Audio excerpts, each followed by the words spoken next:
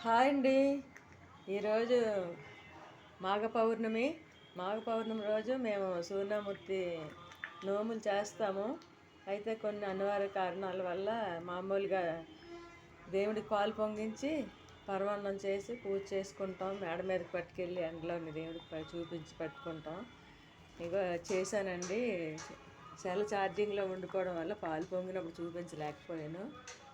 ఇదండి ఈ చెరుకు మేము కుండీలో పండించిన చెరుకు అండి. ఇది నేను కుండీలో నేస్తానండి, డబ్బాలో నేస్తాను. అది అలాగా సంవత్సరం రెండు తీసేసిన మళ్ళీ రెండు వస్తుంటాయి పక్క నుంచి. అలా ప్రతి సంవత్సరం నేను పండించిన చెరుకుతోనే సూర్యమూర్తికి పరమాన్నం కలుపుతాను. ఇది చేస్తాను, మీ అందరికీ చూపించాలనే ఉద్దేశంతో చేస్తున్నాను. ఇది కట్టుకొని చెయ్యాలి, అందుకని ఇది కట్టుకొని చేస్తున్నాను. పరమాన్నం వండినప్పుడు మాటలు ఆడకూడదు, కానీ ఇది కట్టుకున్నాను కదా అని మీకు వీడియో చేసి చూపిద్దామని చేశానండి. సూర్యమూర్తి తాలూకా ఆశీస్సులు అందరికీ ఉండాలి. అన్న వస్త్రాలు, ఆయుర ఆరోగ్యాలు, అష్టైశ్వర్యాలు కలగజేసే ప్రత్యక్ష దైవం సూర్యనారాయణమూర్తి.